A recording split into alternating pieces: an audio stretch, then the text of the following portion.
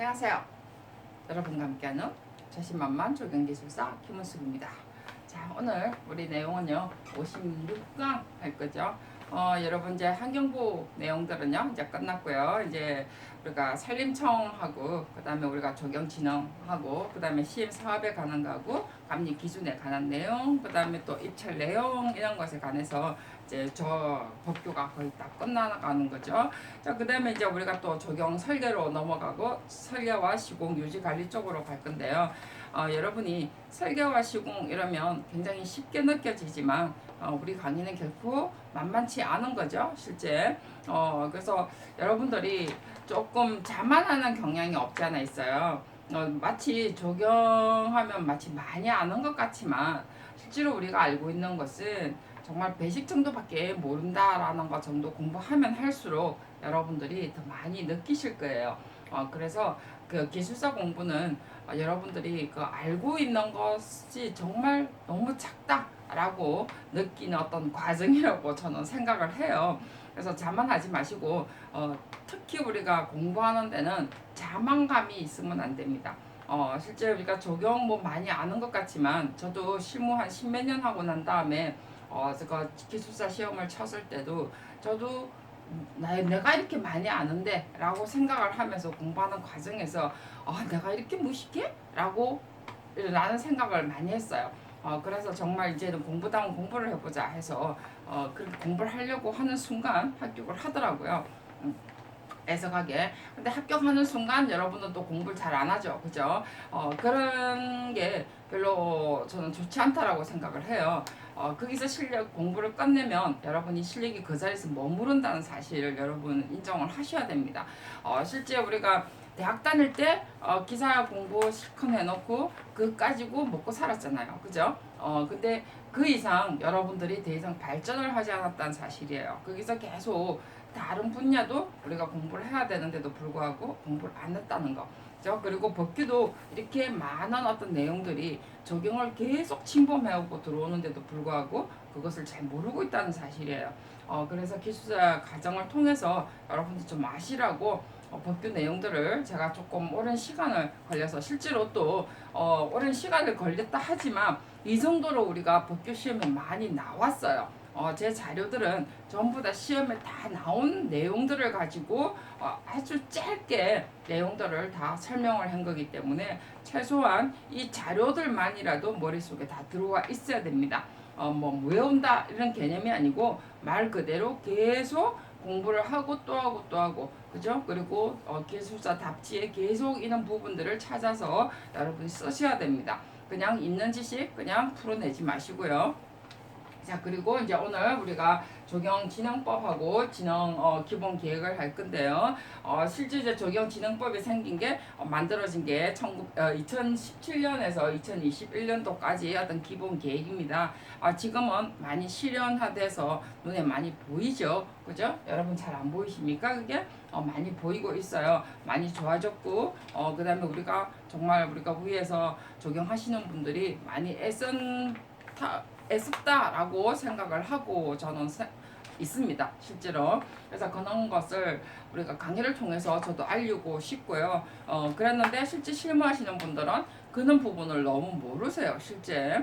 근데 굉장히 많은 노력을 하고 있고 그분들의 노고가 지금은 굉장히 많이 눈에 띄고 있죠. 자, 우리가 그래서 적용진흥법 하면서 볼 때 진흥법 목적이 나와 있습니다. 그죠? 목적 여러분 다 읽어보세요. 제가 다 안 읽어줍니다. 그죠? 그래서 우리가 기반 조성하고 관련 사업 어떤 활성화를 위해서 어떤 진흥법이 만들어졌고요. 그 다음에 이 진흥법을 기본으로 해서 우리가 기본 계획이 만들어집니다. 적용 진흥 기본 계획으로 해서 만들어집니다. 그래서 실제 이제 우리가 아까도 이야기했지만 2017년도에서 2021년도까지의 기본 계획 5년간의 어떤 계획이죠. 그죠? 그래서 이제 지금 20년도니까 이제 거의 다 마무리되는 시점이고 눈에 가시화되는 시점이에요. 그래서 그만큼 또 많은 일을 또 했고요. 그래서 이제 우리가 기본 계획에 보면요, 우리가 국토교통부에서 나왔던 것처럼 맨 앞에 우리 또 나와 있었죠, 그죠? 그런 기본 계획 하에 실제로 우리 또 3대 추진과 그 다음에 6개 어떤 정책을 가지고 있습니다.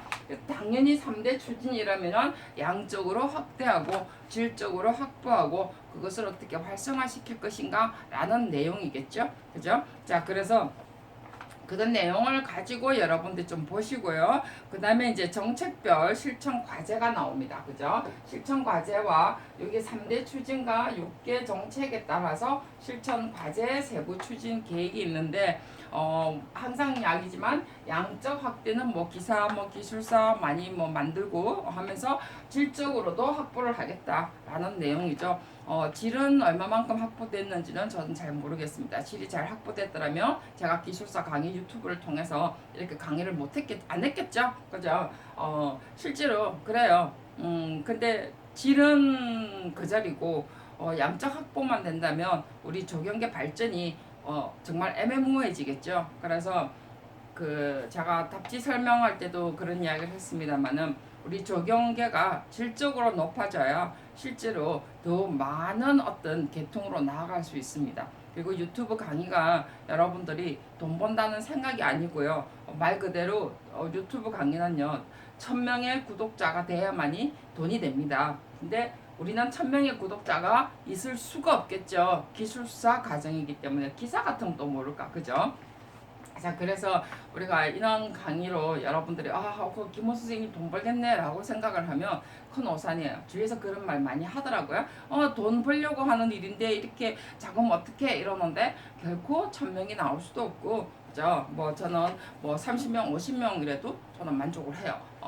왜냐면 들어서 우리가 질적으로 확보가 될 수 있다면 정말 저는 강의가 그렇게 헛되지 않았다라고 생각이 들거든요. 자, 그래서 이제 조금 이제 안에 내용을 들어가도록 하겠습니다. 괜히 조경이 나오니까 제가 좀 흥분해가지고, 자, 여기 보면 실전 과제 중에 이제 눈에 보이는 것도 많이 있어요. 6대 우리가 서비스 양적, 질적 제고, 산업 기반 활성화죠. 그죠? 산업 기반을 마련한다 하면서 여기에 보면 우리가 국가 정책에 같이 들어가는 게 있죠. 저 뭐가 있나요? 도시재생 뉴딜이 있었습니다. 그죠?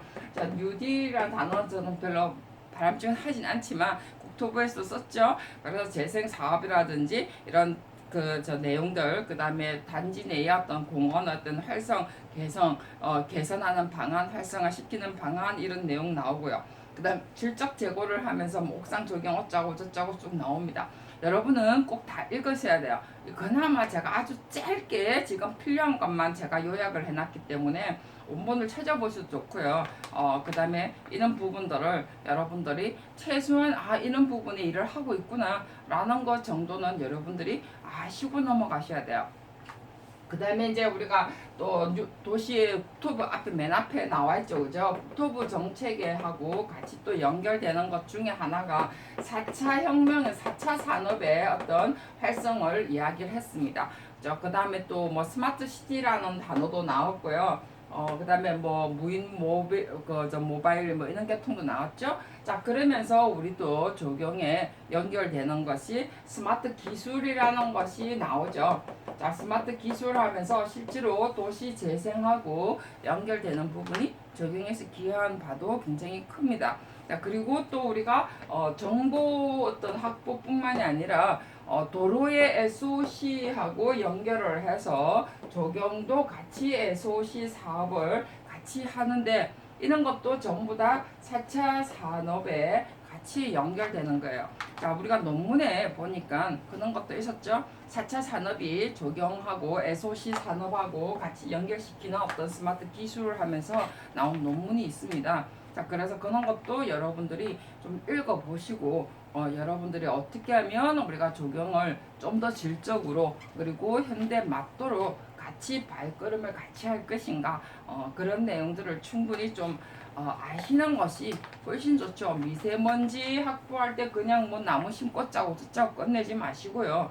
이런 것을 어떻게 하면 SOC 사업하고 연결을 시킬 것이냐 라는 것도 여러분들이 중요한 과제 중에 하나입니다. 자, 그러니까 다 좋은 답지가 되겠죠. 자, 그래 놓고 그 다음에 이제 우리가 이 정도가 우리가 실천 과제 세부 추진 계획하면서 여러분이 말 그대로 세부 추진 계획에 우리가 이런 재생 뉴딜을 하면서 그냥 글로만 읽지 마시고 항상 이게 전부 다 답이 되는 거예요, 여러분. 기술사 우리가 답이라는 게 굉장히 뭐 내 마음대로 써놓은 것이 아니고요. 이런 정책에 따라서 우리가 어떻게 내가 적용을 할 것인가 실무를 이양했으니까 이 실무하고 내가 어떻게 같이 연결할 것인가 하는 것이 기술사의 답이 되는 거예요. 그렇기 때문에 여러분이 그게 독특한 답입니다. 자기만의 답이 되는 거죠. 그래서 우리가 뭐 정말 엉뚱한 답, 뭐 어디서 뺏기고 뭐 어디서 막 갖다 붙이고 하지 마시고 이런 정책에 따라서 여러분의 생각을 반영하고 실무에 같이 연결시켜서 우리가 향후 어떤 바람직한 방법에서 답을 써줘야 되는 거죠.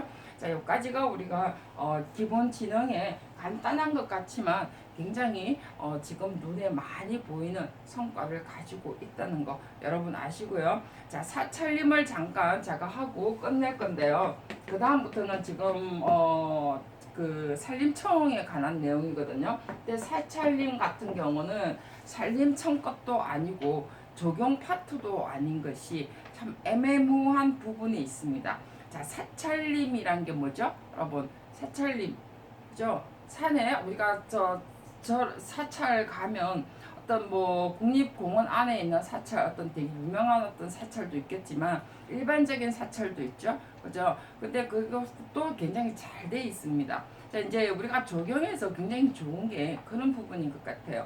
우리는 굉장히 좋은 아이디어를 냅니다, 실제로. 근데 나중에 침범하는 곳은 어디냐면 산림이나 이런 해양 이런 쪽에서 해양은 아니더라도 환경부에서 침범을 하죠. 왜냐하면 그쪽은 원체 부서도 크고 돈도 많고 예산도 많고 하다 보니까 우리가 침범을 당할 수밖에 없어요. 우리가 도시농업도 우리가 공원에서 원래 내놨던 것을 다른 분야에서 침범하는 거하고 똑같아요. 자, 옥상 조경에 우리가 텃밭 만들기 그 조경에서 만든 건데도 불구하고 다른 파트에서 하는 거죠. 자, 그래서 잠깐 뭐가 들어왔어요. 이게 뭐야? 자, 그래서 우리가 지금 사찰림 잠깐 보면요. 일반 의미가 사찰 경내의 풍치 보존 목적이나 사찰 운영을 위해서 불교계에서 사찰 소유하는 어떤 살림을 말합니다. 그죠? 일반 의미는 그래요. 그래서 사찰의 의미인데 사찰에 소유하는 살림인데 우리가 실질적으로 들어가면은 그 사찰에서 수행하기 위해서 아니면은 사찰 운영을 위해서 어떤 목적으로 소용하는 어떤 임야입니다. 소유하는 임야죠. 뭐 살림이나 임야나 그렇지만 어쨌든 사찰에 그러니까 말 그대로 불교계 사찰에서 불교계의 어떤 소유입니다. 그랬는데 사찰에서 이제 불교계에서 이제 소리가 높이는 거죠. 우리 또 이런 부분에 충분히 활용할 수 있는 방법이 있다라고 이야기를 해준 거예요. 그래서 활용 가치 이렇게 보면요. 생태 보존 문화 자산입니다.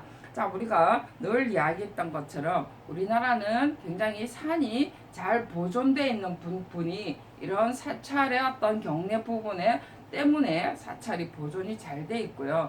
그 다음에 명성으로 지정을 하는 것도 문화자산, 자연유산 때문에 우리가 보존을 하는 거죠. 그래서 우리가 이런 보존이 잘 돼 있다는 거. 그죠?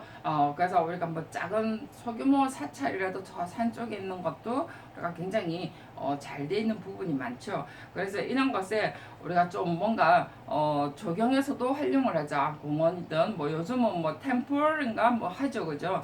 그런 것도 많이 이용도 하는 것도 있지만, 근데 이제 요 사찰에서 불교계에서 목소리를 높이는 게 토지 이용의 어떤 규제가 너무 크더라. 그다음에 국립공원의 대표 뭐 사찰만 어떤 있는 게 아니다. 그죠? 그래서 우리 또 이제 어떤 도시 내 가까운 곳에 공원으로서의 활용할 수 있는 방법이 얼마든지 있다라고 해서 사찰림에 관해서 이야기가 나왔습니다.